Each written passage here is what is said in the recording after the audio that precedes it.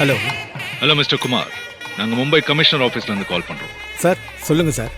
உங்க பேங்க் அக்கவுண்ட்ல இருந்து சட்டவிரோதமா பண பரிமாற்றம் நடந்திருக்கிறதா எங்களுக்கு கம்ப்ளைண்ட் வந்திருக்கு. சார் நான் அப்படி எதுவும் பண்ணல சார். உங்க பேர் குமார் தானே?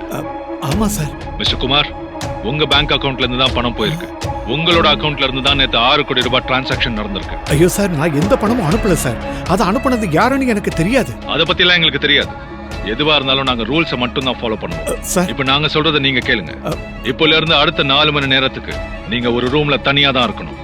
யார்கிட்டயும் பேசக்கூடாது, எங்கேயும் போக கூடாது. நாங்க உங்களை டிஜிட்டல் அரெஸ்ட் பண்ணிருக்கோம். இன்னும் கொஞ்ச நேரத்துல எங்க டீம் அங்க ரீச் ஆயிடுவாங்க. அது வரைக்கும் சார் நான் சொல்றத கேளுங்க சார். நான் எந்த பணமும் அனுப்பல. ஏன் இப்படி பண்றீங்க? ப்ளீஸ் ஹெல்ப் பண்ணுங்க சார், ப்ளீஸ். அப்படின்னா ஒண்ணு பண்ணுங்க. நீங்க எந்த தப்பும் பண்ணலன்னு ப்ரூவ் பண்ண உங்களுக்கு ஒரே ஒரு சொல்யூஷன் தான் இருக்கு. அதுக்கு நீங்க ஃபர்ஸ்ட் முன்ஜாமீன் எடுக்கணும். நேரமும் கம்மியா தான் இருக்கு. நான் இப்போ உங்களுக்கு ஒரு லிங்க் அனுப்புறேன். அந்த ஃபார்மை ஃபில் பண்ணிட்டு முன்ஜாமீன் பேமெண்ட் பண்ணணும். நீங்க நிரபராதின்னு ப்ரூவ் பண்ணிட்டு அந்த பணத்தை திரும்ப வாங்கிக்கலாம். ஏங்க கதவை திறங்க. குமார், நான் தம்பி வந்திருக்கேன். கதவை தர. இல்ல, என்ன டிஜிட்டல் அரெஸ்ட் பண்ணிருக்காங்க. நான் திறக்க மாட்டேன். நீ கதவை தர. எதுவா இருந்தாலும் நான் பாத்துக்கிறேன். குமார், தம்பி நான் எந்த தப்பும் பண்ணல. நான் குமார், முதல்ல டிஜிட்டல் அரெஸ்ட்னு ஒண்ணு கிடையவே கிடையாது. யார் என்ன சொன்னாலும் அதை அப்படியே நம்பி செய்யாதீங்க. முக்கியமான விஷயம், இப்படிதான் யாரோ போன் பண்ணி பேசி காசெல்லாம் அனுப்ப சொல்லுவாங்க.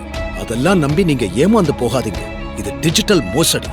தயவு செஞ்சு இந்த மாதிரி ஆளுங்க கிட்ட கவனமா இருங்க. தம்பி நல்ல வேளை நீ மட்டும் இப்ப வரலனா என்ன நடந்திருக்குன்னே தெரியாது. சரியான நேரத்துல வந்து என்ன காப்பாத்திட்ட. மக்களே, இனிமேல் தெரியாத எண்ணிலிருந்து வரும் போன் காலை சரியாக கையாளுங்கள். முடிந்தவரை தெரியாத எண்ணிலிருந்து வரும் காலை தவிர்க்க பாருங்கள். அவர்கள் சொல்வதையெல்லாம் பயத்தில் கேட்டு நம்பி ஏமாறாமல் கவனமாக இருங்கள். அவர்களிடம் வங்கிக் கணக்கு, ஆதார் எண் போன்றவற்றை பகிர வேண்டாம். பண இழப்பை தவிர்க்கவும்.